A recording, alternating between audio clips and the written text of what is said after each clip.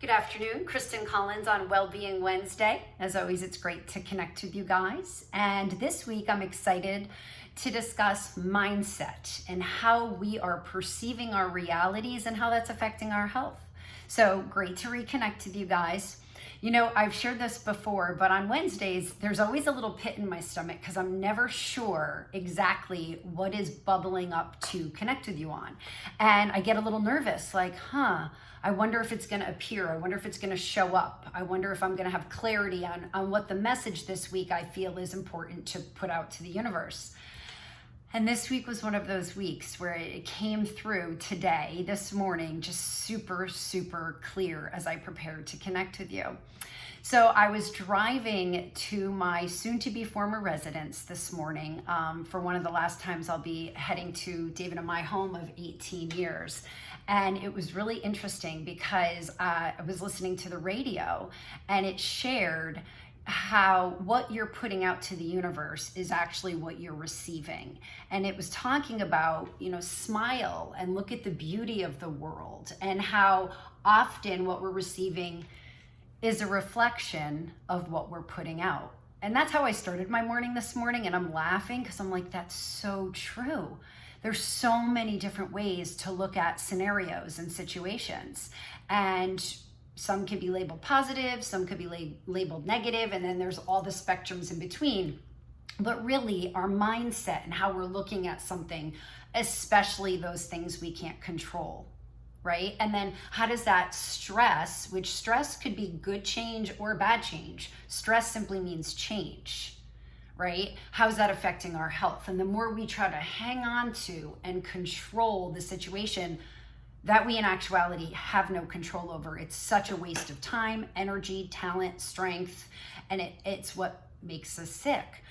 So I'm driving to the house and I meet a couple of people there that are doing some work, and just the serenity and the reflection of sitting in this vacant home and seeing it in a whole new light. And I'm wondering, what would have happened if 5 years ago, 10 years ago, 15 years ago, David and I cleared out this section or cleared out the whole house? What would we have seen different? How would we have approached it different? Would we have approached it different? And it was so symbolic of how I got into this lane, this divot, this rut of seeing things the same way. And did I really enjoy the beauty? Did I really appreciate the present moment? And I don't think that we do. So the message today, I hope that bubbles up inside of you, is how are you reimagining? How are you revisiting? How are you looking at your current present moment? And are you letting go of things that you don't have control of? Do you have the courage or the passion or the desire to reimagine how things could be, how you could see things, how you could set things up? Because then what you will attract will be different, because what you attract is based on what you're putting out.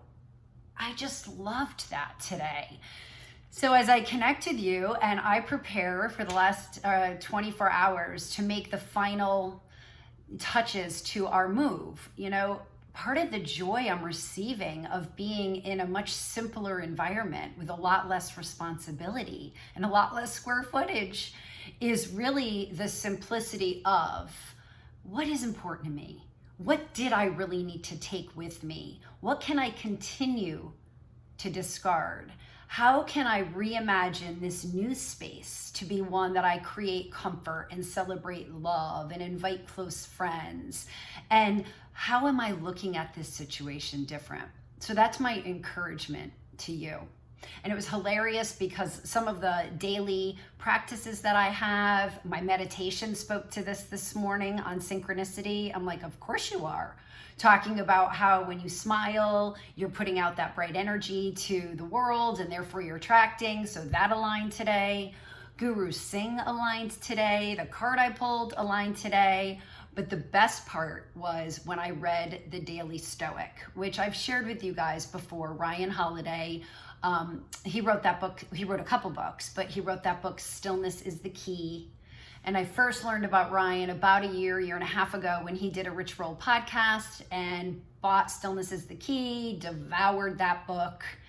And I've been signed up for his daily Stoic email, which I get Monday through Friday, which always touches something. And today's was no exception. So I wanted to read to you today's daily Stoic, which talks about exactly this, mindset, and how you look at things one way and somebody else can see things totally different. So can you reimagine? Can you pause? Can you take a breath? Can you see things differently? And what will that bring you, especially health-wise on Wellbeing Wednesday? So with that, Ryan Holiday shared today, Seneca was not excited to be exiled to Corsica, a mountainous island 60 miles off the coast of Italy. It was over 190 miles from Rome. It was a rock in the middle of the ocean with a single paved road. It was far from family and friends. Anyone who reads the consolation he wrote to his mom during his time there can see that the person he was really consoling was himself, because he was miserable in this godforsaken place. So it catches a student of history off guard to read Napoleon's description of his boyhood and beloved homeland of Corsica. This was a place he was willing to fight and die for.